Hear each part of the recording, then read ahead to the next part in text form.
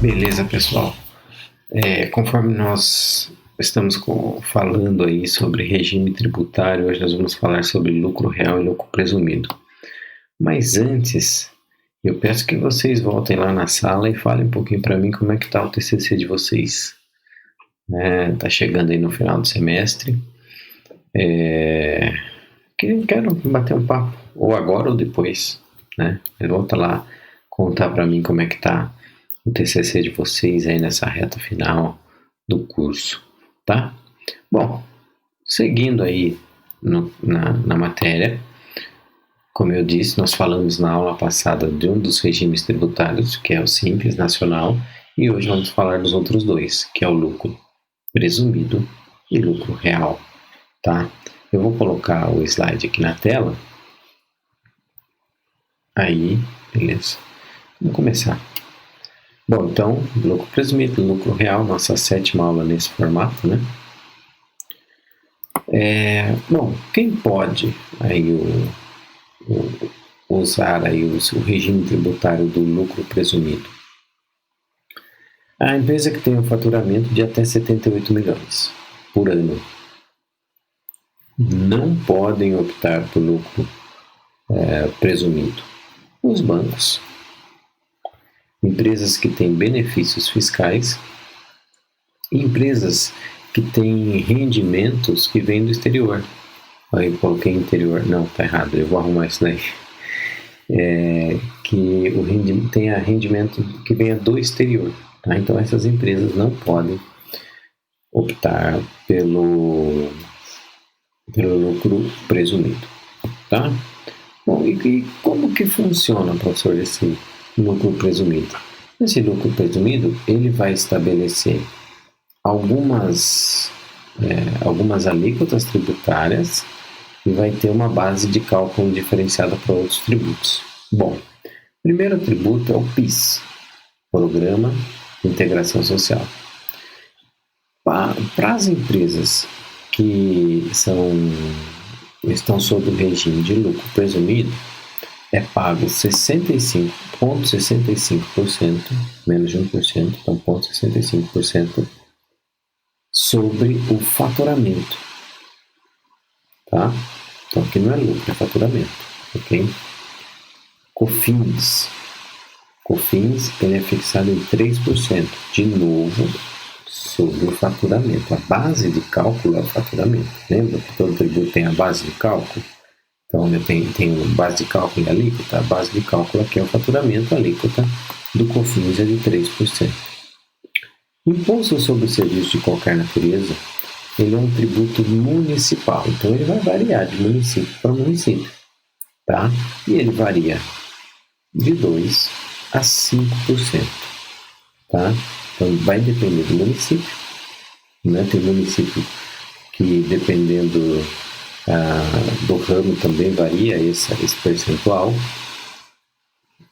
mas de 2 a 5% sobre o faturamento, tá? Beleza? O ICMS também varia por estado. Eu vou pegar um exemplo básico aí para São Paulo de 18%, tá? Tem outras alíquotas, mas estou pegando essa só para vocês entenderem sobre isso, tá? Também base de cálculo, não pode esquecer, base de cálculo é o valor do faturamento. A contribuição social sobre o lucro líquido é 9%, mas ela tem uma base de cálculo diferenciada, tá? A base de cálculo dela não é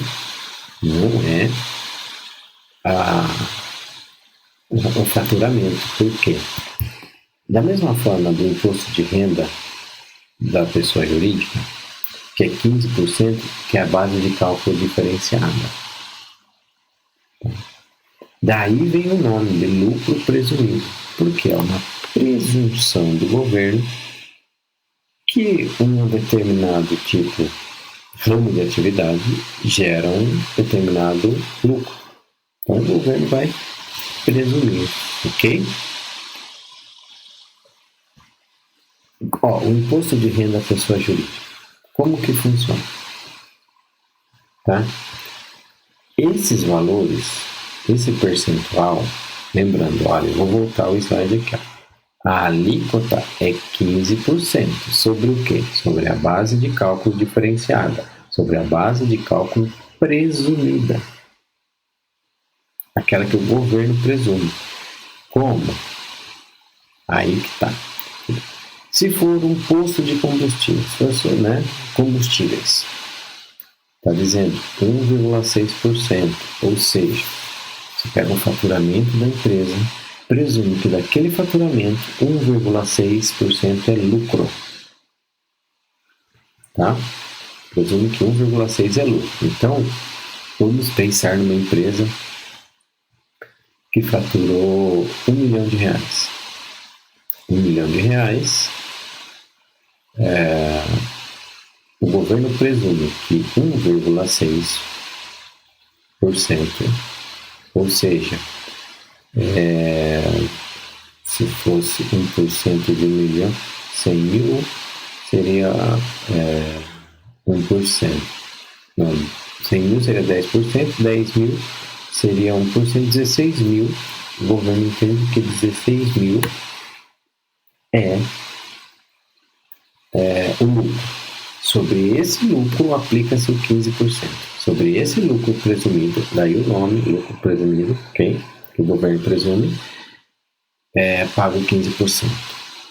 E aí esse percentual ele varia conforme a atividade. Então, por exemplo, se for vendas, transporte de cargas, construção com material, sabe quando você contrata uma construtora e você paga um valor X, ela te entrega a construção pronta, você não compra material, você não faz nada, o material é dado pela empresa, então é 8%, serviços hospitalares, atividades imobiliárias e atividade rural, tá? Então aí é 8%. Professor, então é 8% de imposto? Não, o imposto é 15%, só que é 15% de 8% do faturamento. Professor, você está parecendo a Dilma falando. Vamos lá, vamos explicar. Então, vou pegar um número bem pequenininho para ficar fácil. R$1.000. Se uma empresa faturasse R$1.000, desses R$1.000 é o faturamento, o governo entende que 8 é lucro. R$80 ali. Desses R$80, 15% é imposto de renda. Então, 80. 10% daria 8, 15% dá 12. Então, 12% seria imposto de renda. R$12 seria imposto de renda. Tá? Então, não é nem 15% sobre os R$100, que é o faturamento, mas sim 15% sobre o 8%, sobre os 80%, que é 8%, que o governo presume que é aquele ramo de atividade lucro. Tá? Então não vai cair. Tem duas armadilhas. A primeira armadilha é achar que o imposto de renda é 8%. Não, não é. O imposto 8% é o lucro presumido. Você vai aplicar isso sobre o faturamento. Tá? Segundo erro, aplicar os 15% do imposto de renda sobre o faturamento. Não é sobre o valor que o governo presumiu. Que aqui para esses são 8%. Mas se for transporte de pessoas e serviços gerais, 16%. Tá?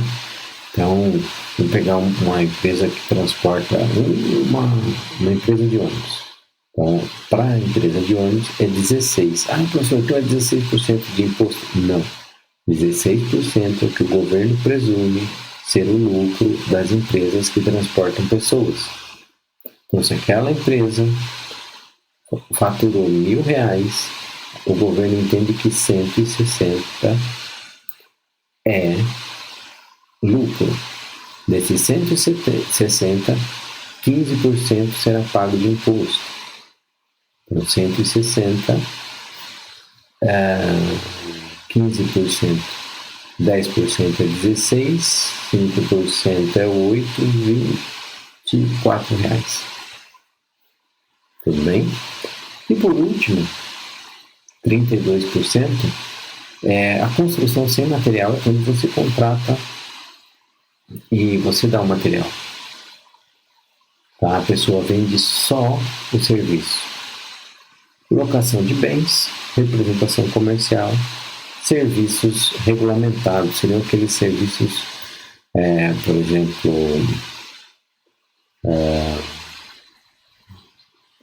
que tem legislação que regulamenta. Deixa eu colocar aí para vocês. O próprio serviço de... fugiu agora. De engenheiro. Serviço de engenheiro. Serviço de engenheiro é uma profissão, um serviço regulamentado, portanto, ele vai pagar. O governo entende que 32% do valor cobrado é lucro. Então, se o engenheiro vendeu o serviço dele, faturou R$1.000, o governo vai entender que 320 é lucro. Desses 320, ele vai pagar 15%. Então, 10% é 32. 32 dividido por 2 é 16. 16 mais 32, 48. Vai pagar 48 de imposto de renda. Tudo bem? Por isso aí que nós entendemos que por isso é chamado lucro presumido. O governo presume. Tá? A contribuição social, se for comércio, indústria, serviço de transporte, serviços hospitalares, o governo entende que para a contribuição social o lucro desse pessoal é 12%. Tá? Mesmo sistema, o lucro é 12%, eu vou aplicar os 9 sobre os 12. Para os demais, 32%. Mesmo sistema. Vai aplicar a alíquota sobre os 32% do faturamento. Tá? Daí o nome lucro presumido, porque o governo presume. Tá? O lucro real, ele é opcional para todos, mas ele é obrigatório a algumas pessoas. Exatamente aquelas que não pediam o lucro presumido, que é quem fatura acima de 75 milhões, bancos, empresas que têm benefícios fiscais e empresas que têm rendimento do exterior. E aqui eu errei de novo. Mas eu vou corrigir no arquivo de vocês, vai aparecer certinho.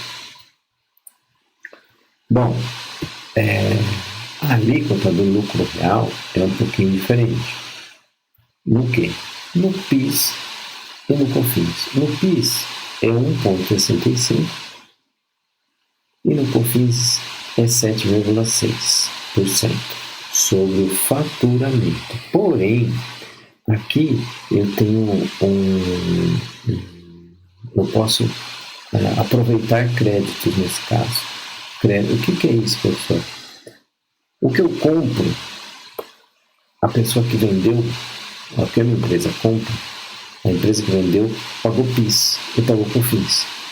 Então, aqueles valores eu uso como crédito, tá? Para a minha empresa. Não se preocupem que eu vou ter uma aula que eu vou explicar isso para vocês, tá? Só uma aula só para explicar isso. Mas o que eu quero que vocês entendam é que, embora a alíquota seja mais alta aqui, vai depender muito caso a caso, para saber de quem você compra, para saber o que compensa mais, lucro real ou lucro presumido, tá? O imposto sobre o serviço, ele se mantém da mesma forma, ok? Do mesmo jeito, o ICMS, a contribuição social sobre o lucro líquido e imposto de renda da pessoa jurídica, a alíquota é a mesma, mas a base de cálculo que muda. A base de cálculo lá era o valor presumido pelo governo. Aqui a base de cálculo é o lucro fiscal. Tá? Então, lucro. A grosso modo é lucro, tá? Então, faturou 1.000, teve 800 de despesa, 200 é lucro, 200 vai pagar os impostos aí da contribuição social e do imposto de renda. Ok? Então, e assim, tem a empresa que pode optar por lucro real e lucro líquido, e lucro presumido, tá? Então tem as duas formas, lucro real e lucro presumido. Então algumas empresas podem optar por elas. E quando que ela vai optar? Ela vai optar no início do ano. Então no início do ano ela escolhe se ela vai ir para o lucro real ou lucro presumido. E aí vai depender muito de caso a caso. Deve ser feita uma simulação para saber qual vai ser mais vantajoso para a empresa, mas de modo geral, a empresa que tem um lucro pequeno, uma margem de lucro muito pequena, ou até uma empresa que vem tendo prejuízo, normalmente é vantagem optar pelo lucro real. Mas isso daí é para a área da contabilidade. Os contadores que vão optar. Para nós, é importante vocês entenderem que existem esses regimes, entenderem que isso vai certamente impactar no preço do produto, porque vocês trabalham muito com a questão de custo, né? Então a questão tributária ela vai impactar, e isso vocês precisam saber que existe e ter uma ideia como funciona, tá? Eu espero que tenha dado para vocês entenderem aí os 3 regimes, o simples, o lucro líquido e o lucro presumido e o lucro real, tá? E aí eu quero colocar para vocês a frase da aula para a gente terminar. E muitos talentos se perdem por falta de um pouco de coragem. É isso mesmo, isso mesmo. Por quê? Porque muita gente acaba se sabotando por falta de coragem de chegar onde quer chegar. Às vezes, assim, vou dar um exemplo que não é profissional, mas eu lembro que quando eu era criança, eu passava a semana inteira me preparando, por exemplo, para um treino de futebol no final de semana.